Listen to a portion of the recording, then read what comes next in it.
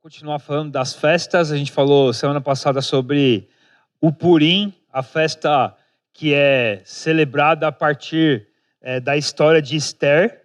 E a gente vai continuar falando de mais... A gente tem mais duas festas, né? Hoje a gente vai falar da festa das cabanas. É um tema legal, uma festa interessante, é um contexto interessante. Só para te lembrar, por que a gente está falando de festas, tá? Eu já estou fazendo essa introdução desde a primeira mensagem, quando o Rogério pregou também, eu falei no final. As festas para o povo de Deus, elas serviam para lembrar, para reforçar fatos ou verdades sobre o caráter de Deus. A gente vai ver um pouquinho disso hoje. E também para lembrar aquilo que Deus faz. Então a gente celebra, como a gente celebra um aniversário, por exemplo, hoje a gente está celebrando um ano do casamento do Rogério e da Thalita. Por que eles estão lembrando disso? Por que está celebrando hoje? Porque está lembrando que há um ano isso aconteceu, está lembrando da festa, está festejando novamente. É por isso que a gente celebra. As festas na Bíblia tinham esse propósito também, nos fazer lembrar algo que Deus fez, e isso também nos aproximava de verdade sobre Deus, sobre o caráter dele, quem Deus é. Então, esse era o propósito da festa. Eu até peguei uma citação de um teólogo que chama Turnbull, que ele fala assim, o princípio fundamental envolvido nas festas como um todo Deus ordenou aquelas festas com o objetivo de conservar o povo constantemente em contato com ele mesmo, para que a impressão de seu caráter sobre seus corações pudesse gradualmente transformá-los à semelhança de Deus, uma separação para o Senhor. Então, quanto mais perto do Senhor, mais longe do mal. Esse é um princípio geral. Talvez com Judas não aconteceu isso, né? Mas tinha um propósito ali. Mas é um princípio geral. Quanto mais perto de Deus, mais longe do mal. As festas serviam para isso. Para o povo constantemente estar perto de Deus, lembrando de quem Deus é. Aliás, por que a gente celebra a ceia também? Porque a ceia nos aproxima de Deus de novo, do sacrifício de Cristo, nos faz enxergar, nos faz ver aquela verdade sobre Deus, que é o sacrifício, a morte e a ressurreição de Cristo. Então, esse era o propósito das festas, né? Então, essa relação com Deus constante, que era reforçada nas festas, ajudava o povo a lembrar. Legal, vamos para frente. Hoje a gente vai ver então, vamos falar sobre a festa das cabanas. Isso está em Levítico 23, então deixa aberto aí, Levítico 23, a gente vai ver a partir do versículo 33. Eu particularmente tenho gostado muito de pregar no Antigo Testamento, nos últimos tempos, porque eu tenho apreciado fazer essa conexão do Antigo Testamento com Jesus e como isso é relevante para a gente hoje.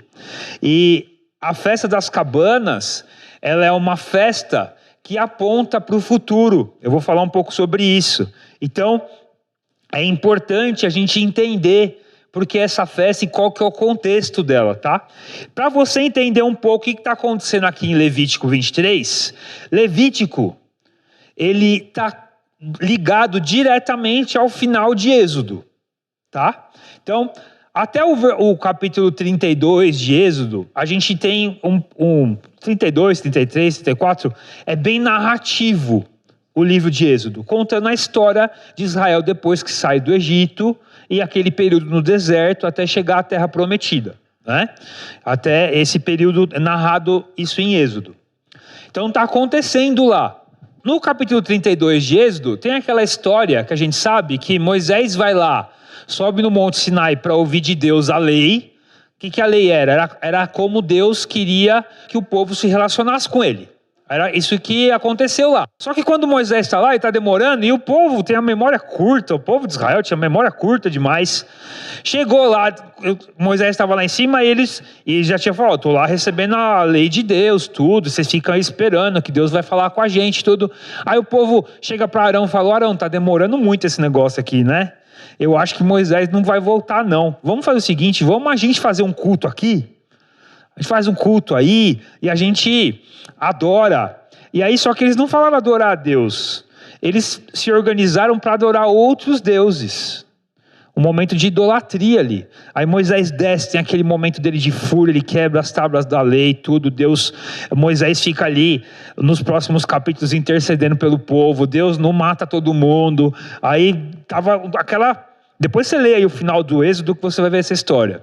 E aí Deus de novo começa, Moisés sobe de novo e Deus dá de novo a lei para Moisés. E aí a gente vai ver o final do livro de Êxodo, a lei sobre o tabernáculo, como devia ser construído o tabernáculo, que era como Deus ia estar presente no meio do povo. O livro de Levítico, ele vai falar mais de como que ia ser administrada a religião em Israel. Como que iam ser as festas, os rituais, as ofertas, tudo isso acontece em Levítico. Né? Tanto que dizem que até o nome Levítico, ele é um nome bem tardio. Deram esse nome para o livro lá já depois dos tempos de Jesus, porque era como se fosse o livro dos levitas, mas não é. Levítico, o nome original lá no hebraico era Deus chama. O que é isso? Vocês já ouviram falar que igreja, a palavra eclésia significa chamados para fora? A gente já ouviu falar isso, né? A palavra igreja é chamados para fora. Levítico tem a ver com Deus chama o povo para adorar, para se reunir, para estar na presença dele. Então, todas as leis em Levítico são para o povo adorar a Deus. Como é que ele faz isso? Dentro desse conjunto de leis, eu estou falando do contexto aqui do Levítico 23, tem as festas, que eram aquilo que eu falei, eram eventos, momentos em que o povo parava para lembrar o que Deus fez.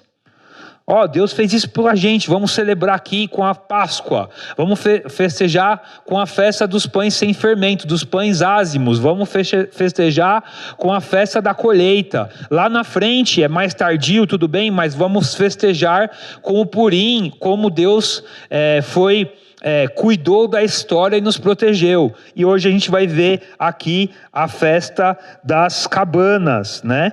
E como que Deus se manifestou aqui nesse tempo. O Carlos Oswaldo fala que as festas, né, elas serviam para promover uma reverência nacional e individual à santidade de Deus, apresentando as condições que permitem Israel de se aproximar dele e preservar a sua presença santa entre o povo escolhido. Então as festas serviam para isso, né? Para preservar a presença de Deus. E todo esse contexto, ele servia para mostrar aspectos do caráter de Deus na relação dele com o povo. Então as festas, por exemplo, elas serviam para mostrar o quanto Deus é santo. E aí no meio desse contexto, Deus chama o povo, sejam santos porque eu sou santo. Por isso que as festas judaicas, elas têm muito no contexto lá deles se purificarem, deles se prepararem, os sacerdotes se preparavam, o povo se preparava. Toda a festa judaica tinha um bode que era sacrificado pelo pecado do povo. Inclusive a festa das cabanas, ela demora 8 dias. Todos os dias um bode era sacrificado pelo pecado do povo. Então tem muito assim, sejam santos porque eu sou santo. As festas, elas serviam para revelar esse caráter de Deus, para aproximar o povo de Deus. E eu vou explorar isso aqui. Ela também servia para explorar a presença de Deus, para falar, Deus está aqui, gente, Deus está chamando vocês, venham e celebrem a Deus, estejam na presença dele, adorem a Deus, sejam santos, cantem, festejem, estejam em comunhão, vejam a palavra de Deus acontecendo. Quando eles viam um animal sendo morto, e quando a gente olha para a cruz, e Jesus na cruz, tanto eles quanto a gente deviam ver ali Deus perdoando. Isso devia ser palpável. Olha, é assim que Deus perdoa.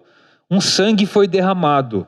Então as festas serviam para isso, Deus presente. As festas também serviam para mostrar um Deus gracioso, um Deus bondoso. Olha no Purim, né? Um Deus que providenciou, que cuidou para que o povo fosse protegido. Olha na Páscoa, um Deus que nos libertou da escravidão do pecado, ou da escravidão do Egito, e para a gente a escravidão do pecado, né? Então, como que as festas expressavam quem Deus é? Né, o santo, um Deus presente e um Deus gracioso. Tudo isso era para ser percebido nas festas. E a festa das cabanas, ela tem 2 aspectos muito importantes que refletem quem Deus é ou que Deus fez pelo povo enquanto eles estavam no deserto, né? E depois ela continuou porque ela tem um significado também permanente. né? Primeira coisa, para você entender um pouco do contexto dessa festa, era a última festa do ano. Israel tem 7 festas anuais e a festa das cabanas é a última do ano. Ela serve para fechar o ano, é a maior festa, é a mais complexa, ela demora 8 dias. Todos os dias tem sacrifícios, tem rituais. Você lê lá Números 29, tem detalhado lá em Números exatamente o que tinha que acontecer em cada um dos dias da festa. Tinham que morrer 7 novilhos de um ano, aí era para apresentar ofertas e tudo mais. Então tem toda uma descrição, é a mais complexa, é a que daria mais trabalho, vamos dizer assim. Ela tem 8 dias de duração, ela começa num sábado e acaba no outro. Era uma festa longa, era uma festa para o povo se reunir e estar realmente na presença de Deus, celebrando Deus. E era uma festa de celebração. E ela tinha 2 propósitos. O primeiro dele era gratidão pela colheita. Lembra que eu falei que era a última do ano? Então, quando eles fechavam o período de colheitas do ano, que era mais ou menos em setembro, outubro, na última colheita, eles faziam essa festa para Deus. Obrigado porque o Senhor nos sustentou até aqui. Tudo que aconteceu, a chuva foi o Senhor que nos deu, o sol foi o Senhor que nos deu. Então eram 8 dias celebrando o que Deus tinha feito. Muita gratidão. E o outro propósito dessa festa, e a gente vai ver no texto aqui, era para apontar o povo para Deus, para que eles lembrassem do cuidado de Deus. Um pouco parecido com o Purim, mas agora porque Deus cuidou deles quando eles saíram do Egito, enquanto eles estavam no deserto. E Deus sustentou eles lá. Por isso que era a festa das cabanas. Porque quando eles estavam no deserto, eles passavam todo dia habitando em cabanas. Então, até os tempos de Cristo, eu não sei se até hoje isso acontece, na semana da festa das cabanas, ou a festa da colheita, são os 2 nomes para essa festa, os judeus ficavam em cabanas acampando, mesmo que eles tivessem uma casa de tijolos, para que eles lembrassem do cuidado de Deus no período em que eles estavam no deserto, sendo sustentados por Deus por maná, pela água, pela sombra durante o dia e pela coluna de fogo à noite. Essa festa servia para isso. Deus, o Senhor, cuidou de nós, nos deu a colheita. Lembra que a gente está falando de um povo agrícola? E o Senhor também cuidou de nós no tempo que a gente estava no deserto. O Senhor nos sustentou com tudo que a gente precisa. E mais um terceiro ponto que a gente pode pegar aqui junto com essa festa, que a gente vai ver lá em Zacarias depois, no capítulo 14, versículo 16, se quiser anotar aí. Tá? Aliás, lê o capítulo 14 de Zacarias, que vai te ajudar. Anota aí para você ler depois. Zacarias, numa visão profética, né, do futuro, do final dos tempos, ele narra todos os povos se reunindo na presença de Deus para celebrar a festa das cabanas.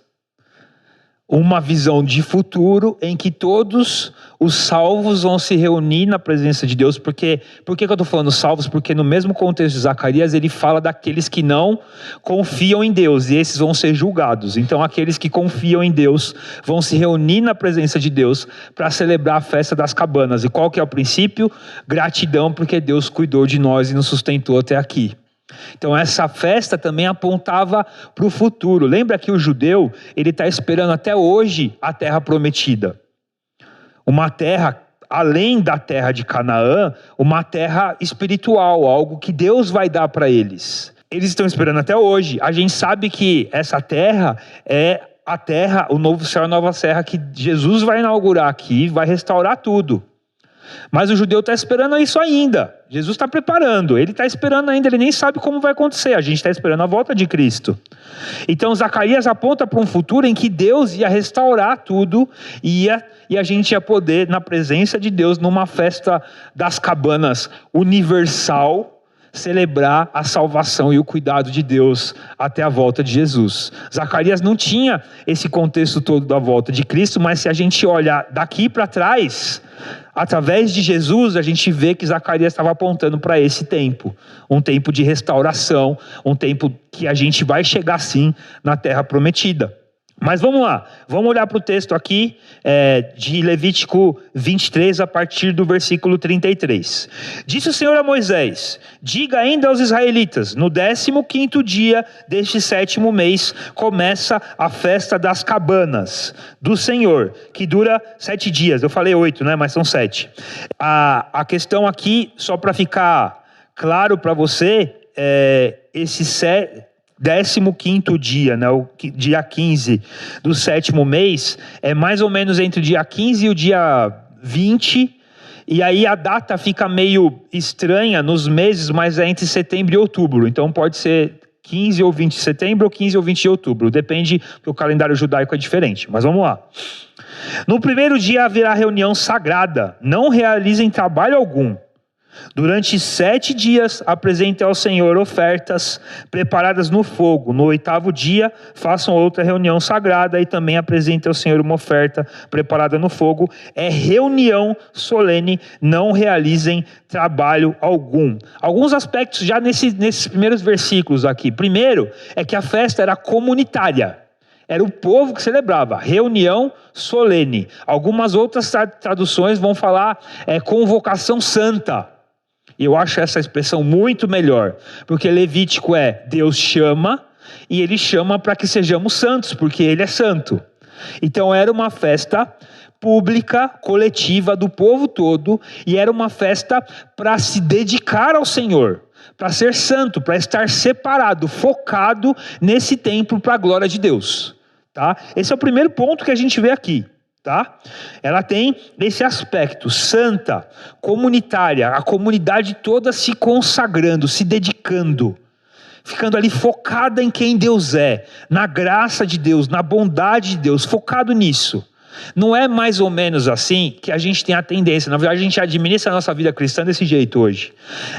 Domingo eu vou de manhã na igreja, mas é que se tiver alguma coisa para eu fazer no almoço, eu acho que eu não vou de manhã, porque senão vai me dar um trabalhão.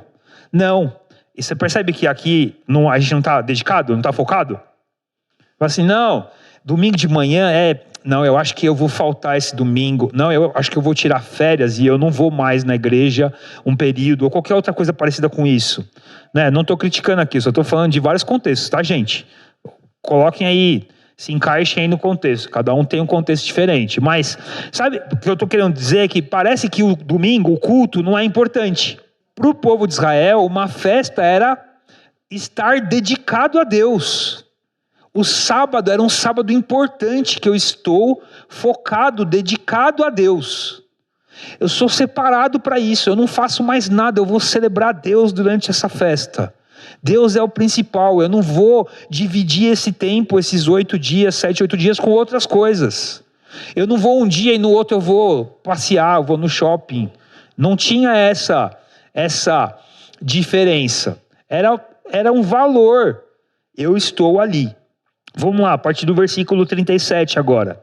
Essas são as festas fixas do Senhor, que vocês proclamarão como reuniões sagradas. Aqui ele usa a expressão reuniões sagradas, né?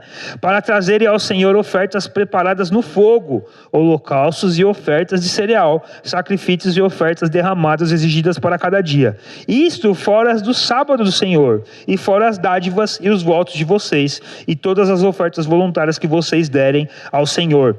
Mais um ponto aqui sobre as festas, e sobre essa festa específica, aqui ele está falando de todas, né? É que elas não eram ordinárias. O que é ordinário? Elas não eram comuns. A nossa tendência é, quando as coisas são comuns para a gente faz sempre, a gente para de dar valor para aquilo, para de pensar naquilo. Sabe, você que acorda todo dia no mesmo horário, certinho, aí você acorda, vai lá no banheiro, lava o rosto, escova os dentes, vai e se troca. Isso tudo você nem olha mais no relógio, mas você sabe que quando dá... Eu, por exemplo, acordo umas 6, quando eu vou para o trabalho, né? Lá para o prédio, durante a semana, eu acordo 6 horas. Eu sei que, às vezes eu perco um pouquinho a hora, tudo, mas eu sei que em meia hora eu fiz tudo o que eu tenho que fazer e eu estou no carro indo para o trabalho. Normalmente eu nem olho no relógio. Eu acordo, desligo o despertador, faço tudo o que eu tenho que fazer, em meia hora certinho eu estou sentado no carro, saindo para ir para o trabalho. Eu faço sem pensar isso. Eu não calculo mais. Não tem mais. Agora, olha, falta 5 minutos. Meu Deus, vamos lá. Não.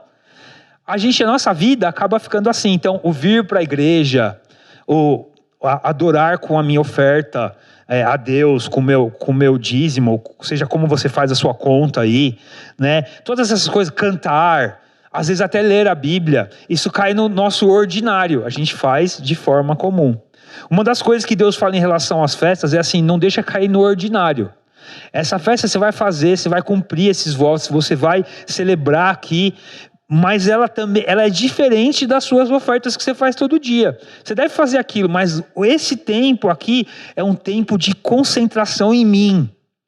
Lembra desse tema, desse assunto. É o que ele está falando aqui, ó. Vocês vão fazer isso além das suas ofertas que vocês fazem sempre, além dos seus votos que vocês fazem sempre, além do sábado, que é o dia da adoração para eles lá, né? Então, além disso, vocês também vão celebrar nessa festa. Não deixa ela cair no ordinário, no dia a dia. Esse é um ponto. E aí a gente vai ver os motivos agora por que essa festa acontece. Versículo 39 até o 41. Assim, começando no 15º dia do 7º mês, depois de terem colhido o que a terra produziu, celebrem a festa do Senhor durante 7 dias. O primeiro dia e também o 8º serão dias de descanso, que são 2 sábados. No primeiro dia vocês apanharão os melhores frutos das árvores, folhagem de tamareira, galhos frondosos e salgueiros, e se alegrarão perante o Senhor, o Deus de vocês, durante 7 dias. Celebrem essa festa do Senhor durante 7 dias todos os anos. Este é um decreto perpétuo para as suas gerações. Celebrem-no no 7º mês.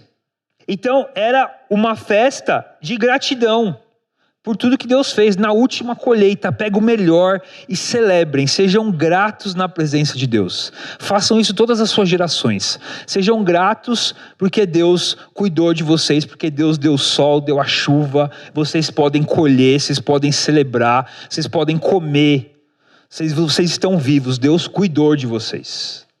Esse é o primeiro princípio. E o segundo é a partir do versículo 42, é a esperança. Morem em tendas durante 7 dias. Todos os israelitas de nascimento morarão em tendas, para que os descendentes de vocês saibam que eu fiz os israelitas morarem em tendas quando os tirei da terra do Egito. Eu sou o Senhor, o Deus de vocês. Assim anunciou Moisés aos israelitas as festas fixas do Senhor. Essa é a conclusão de todas as festas aqui que estão no capítulo 23. Mas é esperança. Cuidado, olha para Deus, olha, eu sou o Senhor. Lembra da pregação sobre o Salmo 23? Porque o Senhor, o Deus do universo é o meu pastor, de nada eu sinto falta.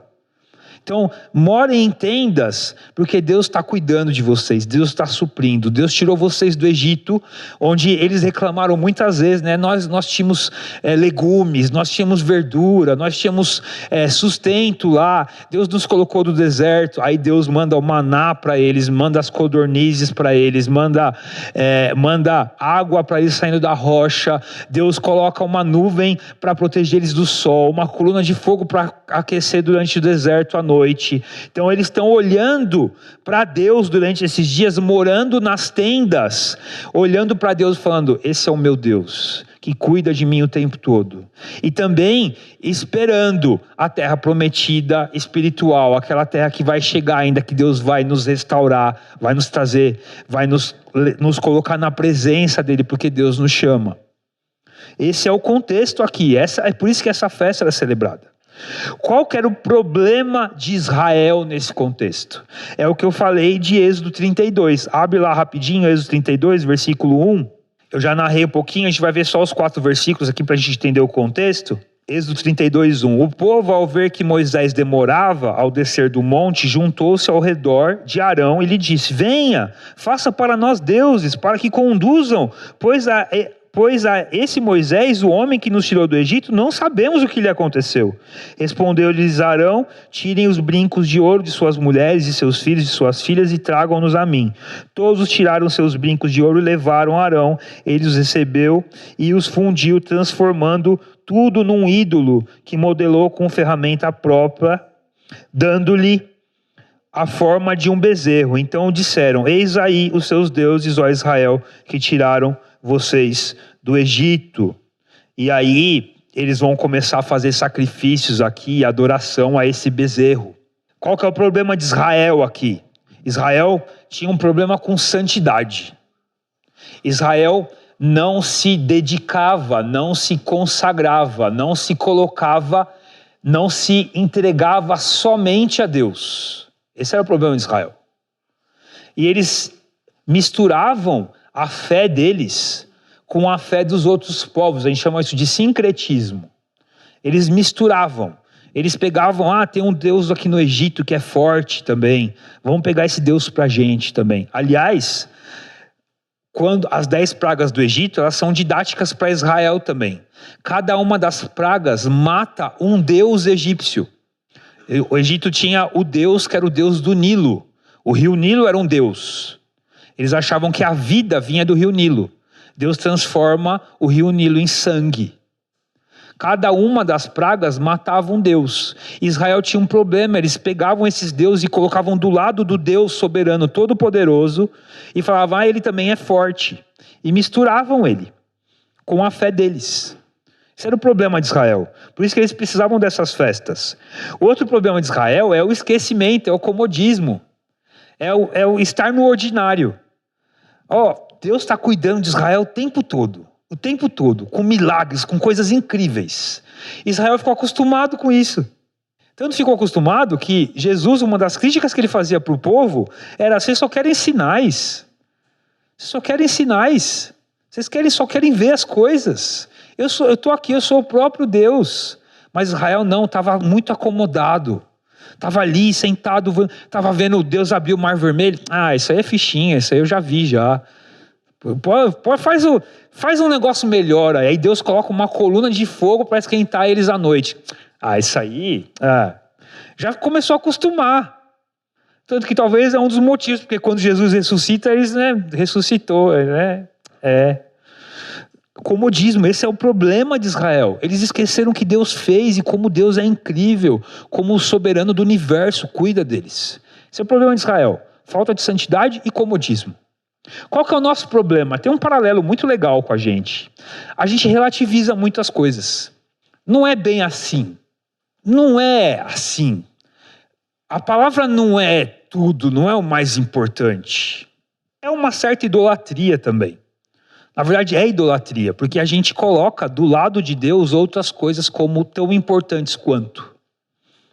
Do mesmo jeito que Israel pegava o Deus do Nilo e colocava ali como um Deus do lado do Deus Todo-Poderoso, a gente na hora que falta o dinheiro fica desesperado também, porque o Deus dinheiro está do lado do nosso Deus Todo-Poderoso.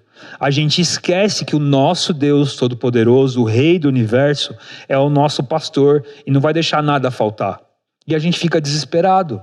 Mas não, a gente tem um Deus que é o Deus Todo-Poderoso, que abre o Mar Vermelho e me sustenta hoje, sustenta você também, não vai deixar faltar nada. Um paralelo muito próximo do que Israel fazia. Não é privilégio de Israel ser idólatra, a gente também é. Toda vez que você fica desesperado com alguma coisa, que acha que não vai dar certo, fica livre e passa mal e tudo isso. É claro que, percebe, eu tô sendo bem genérico aqui, tá? Acho que tem contextos, situações diferentes, mas de uma forma geral, quando a gente fica desesperado por algo que Deus está no controle, está cuidando, e aí coloca aquilo no lugar de Deus. Perdi o emprego. Calma, o emprego não é um Deus igual ao seu Deus Todo-Poderoso. Ele não é ele que te supre, quem te sustenta é o seu Deus. Um outro problema que é muito parecido com Israel, só que um pouco diferente, Israel tinha uma relação de dependência com Deus ou com qualquer outro Deus. A gente tem um problema da autonomia. Qual que é o problema da autonomia? A gente acha que a gente se garante. Eu não preciso de Deus. Eu sou independente. Aí a gente entra no mesmo problema do comodismo. Do tipo, não preciso dessas coisas aí, não. Eu não preciso adorar a Deus, eu não preciso de cuidado, eu não preciso de comunhão, não preciso de leitura, não preciso de oração, não preciso de leitura da palavra, eu não preciso dessas coisas. Não preciso ir para o culto, não preciso aprender, não preciso louvar, eu não preciso disso. Por que eu não preciso disso? Porque eu me resolvo. Resolve tanto que na hora que perdeu o dinheiro, entrou em depressão. Ficou desesperado, passou mal. Precisa sim. Você precisa ser lembrado constantemente de quem Deus é, porque o seu coração é desesperadamente corrupto e vai te levar para longe de Deus o tempo todo. Você precisa sim estar na igreja, você precisa sim de contato da palavra. Você não é autônomo, você é dependente de Deus. O problema de Israel era a santidade e o esquecimento. O nosso problema também é a santidade e também é o esquecimento de quem Deus é. E também a santidade é o problema da idolatria, de relativizar as coisas. Qual que é a solução, então, que Deus dá através da festa das cabanas e das festas no geral, e para nós também? Como que isso serve para a gente? Primeira coisa, a festa levava o povo a ficar focado em Deus. Eram dias dedicados ao Senhor, para eles lembrarem quem Deus é. Focados em Deus. Deus é santo. Deus, a gente deve se preparar para isso. Deus cuidou da gente. Deus nos sustenta. Deus nos deu a chuva, nos deu a colheita. Deus cuidou da gente no deserto. Era pensando em Deus o tempo todo, com a mente e o coração apontados para Deus. No Salmo 16, versículo 7, o salmista diz assim, bendirei ao Senhor que me aconselha na escura noite, o meu coração me ensina, sempre tenho o Senhor diante de mim, com ele à minha direita não serei abalado, por isso o meu coração se alegra, no íntimo exulto, mesmo o meu corpo repousa tranquilo, porque tu não me abandonarás no sepulcro, nem permitirá que o teu santo sofra decomposição. Tu me farás conhecer a vereda da vida, a alegria plena da tua presença, eterno prazer à tua direita. Estar focado em Deus, com Deus na sua presença, molda a sua mente e o seu coração, você não é abalado por isso. Por isso que Deus dá as festas para Israel. Israel, vem aqui na minha presença e olha para mim, porque quando você estiver no meio do deserto, você vai lembrar que é eu que estou cuidando de você. Focado em Deus. Como que Deus resolve isso também? Através do desenvolvimento da fidelidade, da constância. Eles tinham que fazer isso sempre, todo ano, eram 7 festas, essa festa aqui no final do ano, com padrões estabelecidos, eles tinham que fazer isso, eles não podiam deixar de fazer. Essa constância desenvolvia fidelidade, e ia transformando Israel, e nos transforma, quando a gente se expõe a essa questão, a presença de Deus, a partir do momento em que eles estavam na presença de Deus. Percebe? Quanto mais na presença de Deus estou, mais transformado sou pela presença de Deus. Sabe quando você conhece uma pessoa que te faz bem, que te ensina muito bem? Por exemplo, tem alguém lá no seu trabalho que ela é uma pessoa expert naquilo que ela faz. Ela é muito boa naquilo. E você está ali aprendendo a sua função. Aí você vai lá e senta com aquela pessoa e ela te ensina. Vai por aqui, faz isso, faz daquele jeito. Eu, por exemplo, eu trabalho com a minha chefe, minha gerente, desde quando eu entrei na Vivo, ela é a mesma chefe. Eu estou numa hierarquia diferente hoje, mas ela continua sendo minha chefe. E eu convivo com ela, então, há 5, quase 6 anos aí. E nesse período, então, eu fui aprendendo dela como é que faz as coisas. Até para ela para mim me promoveu por causa disso. Ela falou porque você tem um jeito que eu gosto de fazer as coisas. Por quê? Porque eu aprendi com ela. A partir do momento que eu fui exposto à presença dela e como ela faz as coisas, eu fui aprendendo o jeito dela de fazer as coisas. No contato que eu tenho com ela, constante, estamos juntos ali, isso foi acontecendo. Eu estou usando essa ilustração para falar, quanto mais contato você tem com Deus, mais transformado você é por Deus. Com as coisas de Deus. Aliás, Paulo fala lá em 1 Coríntios capítulo 3, versículo 18, E todos nós com a face descoberta contemplamos a glória do Senhor, segundo a sua imagem, contemplamos a glória do Senhor, segundo a sua imagem, estamos sendo transformados com glória cada vez maior, ou de glória em glória, na versão mais antiga, a qual vem do Senhor, que é o Espírito. A manifestação do Espírito na igreja nos transforma. E como é que a gente é transformado pelo Espírito? A partir do momento em que a gente está exposto à manifestação do Espírito na igreja. E aí a gente está sendo cada vez mais transformados. Então assim, eu quero ser transformado, eu quero ser um adorador. A gente canta isso bastante, Como é que você vai ser um adorador? Exposto à adoração, adorando a Deus, na igreja, cantando, aprendendo, ensinando. exortando, sendo exortado, chorando, sorrindo junto, compartilhando a palavra um com o outro. É assim que você vai ser transformado, porque é assim que o Espírito Santo se manifesta através da igreja do Senhor Jesus Cristo. O Espírito Santo não vem do céu como uma pomba, como uma manifestação milagrosa. O Espírito Santo é Jesus distribuído no meu e no seu coração, atuando em nós e através de nós. Como é que você vai ser transformado, então, à imagem de Deus e vai ser abençoado a partir do momento que você é exposto? As festas expunham Israel à presença de Deus, ao que Deus era, a palavra de Deus. Eles eram transformados por isso. Transformado por essa verdade. E, diferente da gente, o povo de Israel, ele é muito objetivo, ele precisa ver as coisas, ele precisa pegar as coisas. Eles não entendem muito metáforas, não tem muito a ver com eles, isso. Então, eles precisam ver, então a festa servia para eles verem, o tabernáculo servia para eles verem o Cordeiro, Deus perdoando os pecados deles através do Cordeiro. As festas serviam para eles verem a bondade de Deus. Estarmos na igreja, no corpo de Cristo, nas manifestações do Espírito Santo dentro do corpo de Cristo, isso serve para que nós vejamos Deus atuando e se manifestando e cuidando de nós. Até porque nós, como igreja, somos sacerdócio santo, povo exclusivo de Deus. Para quê? Para mostrar as virtudes daquele que nos chamou das trevas para a sua maravilhosa luz. Como eu já falei, eles tinham consciência da presença de Deus e aí eles viam que eles estavam separados para Deus. E também as festas resolviam esse problema também com a constante comunhão, porque é na comunhão em que tudo isso se manifestava para eles. Toda essa presença de Deus, essa transformação que Deus, essas verdades sobre Deus se manifestava. As festas, a festa das cabanas, por exemplo, ninguém fazia em casa sozinho. Hoje eu vou celebrar a festa das cabanas aqui. Aí ficava lá em casa sozinho, numa cabaninha no meio da sala. Não era isso que acontecia, né? Ele não colocava um cobertor em cima do sofá, assim, já estou na minha cabaninha, estou celebrando a festa. Não, era coletivo, era comunitário, a gente habitava em tendas, a gente estava junto, comia junto. E tudo isso servia para que tudo isso fosse aplicado no coração deles. Paralelo a isso, a igreja, o povo de Deus, é uma festa constante em que todas essas verdades sobre Deus são aplicadas no nosso coração. Tanto que o salmista fala no Salmo 133, no famoso Salmo 133, ele fala assim, como é bom e agradável que os irmãos vivem em comunhão. E ele usa uma ilustração lá que eu sempre falo, que se a gente criar essa ilustração na cabeça, ela não fica tão bonita, mas o significado é importante. Porque ele fala que essa comunhão é como o óleo que desce pela barba de Arão.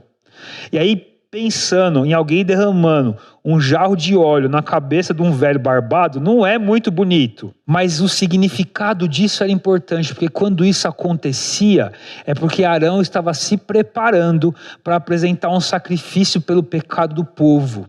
Quando Arão se preparava, ele era ungido com aquele óleo, ele passava com vestes limpas no meio do povo e ia até o tabernáculo apresentar um sacrifício para Deus. Quando então você lembra dessa imagem, Arão passando todo perfumado no meio do povo? Quando o povo olhava para isso, eles falavam assim, hoje tem salvação. Quando a gente vê essas coisas acontecendo, a ceia do Senhor, a pregação da palavra, a oração, cantando juntos, num grupo pequeno, um ensinando a palavra para o outro. Quando a gente vê isso acontecendo, é mais ou menos a gente vê o óleo descendo pela barba de Arão. A gente está vendo a palavra ali. Isso acontecendo e nos impactando, isso só acontece na igreja, em comunhão. Ninguém faz isso sozinho. A gente não adora coletivamente, individualmente, não tem como fazer isso. A gente não é igreja sozinho. Tem muita gente que fala essa expressão, não, eu sou a igreja. Não, a igreja é o corpo de Cristo, é coletivo. Igreja é uma palavra de coletivo, não é individual. Não faz sentido falar que um indivíduo é a igreja. Aliás, quando Paulo fala isso, e as pessoas falam, não, porque você é o corpo de Cristo. Quando Paulo usa essa expressão, ele fala, vocês são o corpo. Vocês são os tijolos desse prédio, dessa igreja que está sendo edificada. Nós somos parte disso, ninguém é igreja sozinho. Do mesmo jeito que Israel precisava se reunir como povo para desfrutar de todas essas verdades sobre Deus, nós precisamos nos reunir como povo para desfrutar de tudo isso, dessas verdades sobre Deus. A festa dos tabernáculos apontava para duas realidades. Está em Deus a garantia do sustento, e está em Deus a garantia do futuro. Deus sustenta nos dando a colheita, Deus garante o futuro, a terra prometida. Nós confiamos nisso. Eu queria ler um texto aqui, alguns versículos, para terminar. Eu queria que você focasse nesses versículos, agora dentro desse contexto que eu estou falando. Abre em Romanos, capítulo 8, versículo 28. Então, presta atenção agora com todo esse contexto sobre o que eu estou falando aqui, sobre gratidão e esperança, e sobre estarmos na presença de Deus. Sabemos que Deus age em todas as coisas para o bem daqueles que o amam, dos que foram chamados de acordo com o seu propósito. Pois aqueles que de antemão conheceu, também os predestinou para serem conformes à imagem de seu Filho, a fim de que ele seja o primogênito entre muitos irmãos. E aos que predestinou, também chamou, e aos que chamou, também justificou, e aos que justificou, também glorificou. Que diremos, pois, diante dessas coisas? Se Deus é por nós, quem será contra nós? Aquele que não poupou seu próprio Filho, mas o entregou por todos nós, como não nos dará com ele e de graça todas as coisas? Quem fará alguma acusação contra os escolhidos de Deus? É Deus quem os justifica. Quem os condenará? Foi Cristo Jesus que morreu e mais, que ressuscitou e está à direita de Deus e também intercede por nós. Quem nos separará do amor de Cristo? Será tribulação, ou angústia, ou perseguição, ou fome, ou nudez, ou perigo, ou espada?